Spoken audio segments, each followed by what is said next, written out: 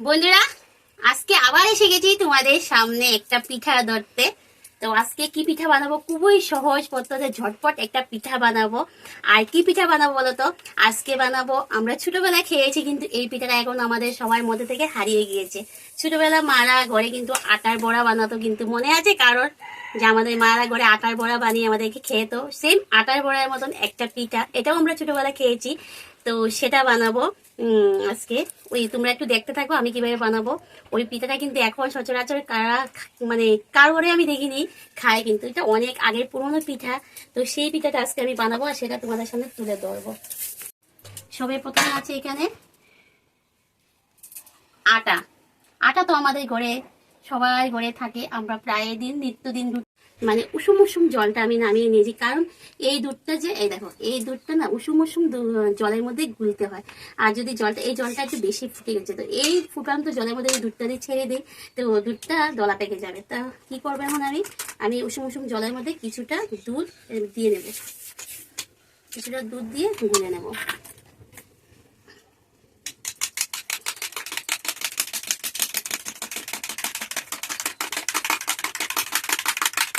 তো এই দুধটা গুলে নিলাম, এখান থেকে কিছুটা এখানে দিয়ে দিলাম, আবার কিছুটা দুধ নেব, ওই জলটার মধ্যে নিয়ে তেজপাতাটা দিয়ে দিই।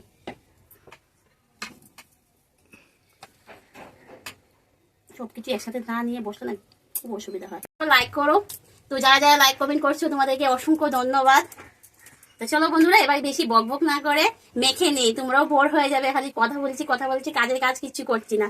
তো চলো এবার মেখে নেই। এখানে দেখো আমি আটা নিয়ে নিয়েছি, আমার পরিমাণ মতো, আমি যতটুকু জিনিস বানাবো সেই পরিমাণ মতো আটা নিয়ে নিয়েছি। তো এর মধ্যে আমি এখন দেখো কি দেবো, এই যে কাজুটা আমি অর্ধেক ভেঙে রেখেছি, সেই কাজুটা দিয়ে দেবো। কিশমিশগুলো আমি কেচি দিয়ে কেটে নিয়েছি। তারপরে দিয়ে দেব পরিমাণ মতো নারিকেল, এই যে নারিকেল দিয়ে দিলাম, মতন ঘি দিয়ে দিলাম, বড় চামচে এক চামচের মতো ঘি দিলাম, এটার মধ্যে যা ছিল তাই আমি দিয়ে দিলাম। এবার দেখো এখানে এক বাটি, ভালোই বড় বাটিটা, সেই বাটিটা ভর্তি করে চিনি নিয়ে এসেছি। তো এখানে কিছুটা চিনি আমি দেব, সব দেব না, কিছুটা দেব, বাকি চিনিটা আমার এই যে। তো আমার মা আমাকে ছোটবেলা, আমাকে বলতে গিয়ে আমরা ভাই বোন তিনটা ছিলাম, চারটা ছিলাম, তো একটা মারা গেছে, তাই হোক আমরা তিনটা, তো চারটাই খেয়েছি, ও যতদিন ছিল তো খেয়েছি। তো যাই হোক এখনো মা মাঝে মধ্যে এই পিঠাটা বানায়। তো চলো এই পিঠাটা, আজকে মায়ের পিঠাটা আমার ছেলে মেয়েকে বানিয়ে খাওয়াবো, আর তোমাদের সাথেও শেয়ার করা হয়ে যাবে। তো সবকিছু দিয়ে চলো এবার এটা মেখে নিই, অল্প অল্প জল দিয়ে মেখে নেব। এবার এটা খুব ভালো করে মাখবো, যদি লাগে আমি আবার দেব। তোমরা চাইলে জলের বদলে এটা দুধ দিয়েও মাখতে পারো, যাদের মানে ঘরে দুধ প্রচুর আছে, ঘরে গরুর দুধ আছে, তোমরা তো গরুর দুধ দিয়েও এটা করতে পারো, কারণ ঘরের দুধ সেটা তো ভালোই হবে।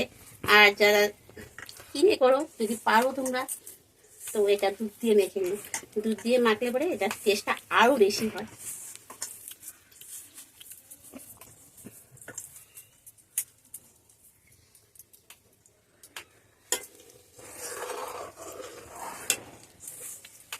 আমার আর একটু জল লাগবে এর মধ্যে, জলটা পরিমাণ বুঝে বুঝে দেবে, যতটুকু লাগবে সেই অনুযায়ী দেবে, অল্প অল্প জল দিয়ে মেখে নেবে ভালো করে।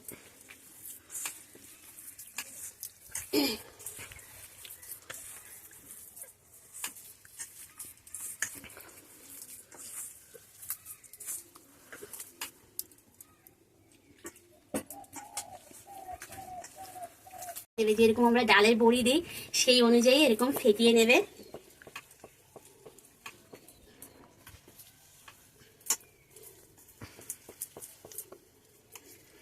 চলো এবার এটা দিয়ে দিই, যেরকম আমরা তালের বড়া, তালের ফুলুরি বাজি সেইভাবে এটা এখন এর মধ্যে ছেড়ে দেব।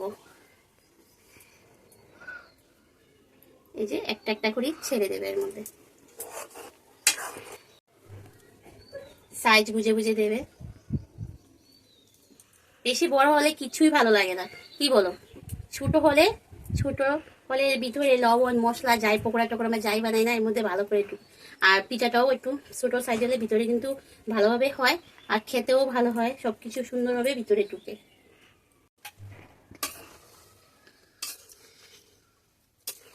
পিঠাটা একদম কম আছে করবে, হালকা আছে পিঠাটা করবে। আর পিঠাটা যখন নাড়াবে একদম হালকা আছে, কারণ এখনো পুরোভাবে হয়েছে, একটাও নিচে পড়েনি, সব উপরে বসে গেছে, বেশি গেছে বেশি গেছে। এখন শুধু জাল দেওয়ার পালা। সবাই কি ভাবছো পিঠা বানাচ্ছি, পিঠার মধ্যে এখনো চিনি দিইনি? দেবো দেবো, চিনিটা দিলেই তো দুধটা ছেড়ে দেবে না আরো, তার জন্য আগে একটু ভালো করে জাল টাল দিয়ে নিই, পিঠাগুলো একটু ভালো করে সিদ্ধ করে নিই। চিনিটা দিয়ে দেবো। পিঠাগুলো আমার সুন্দরভাবে সিদ্ধ হয়ে গেছে, দেখো সব উপরে বেসেছে। এখন আমি এর মধ্যে চিনি দিয়ে দেবো।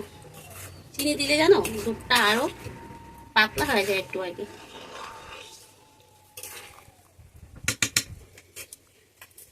চিনি সব দিয়ে দেবো।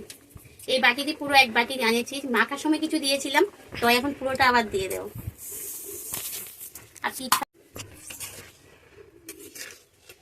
তোমরা চাইলে এর মধ্যে ভালো খেজুরের গুঁড়ো দিতে পারো,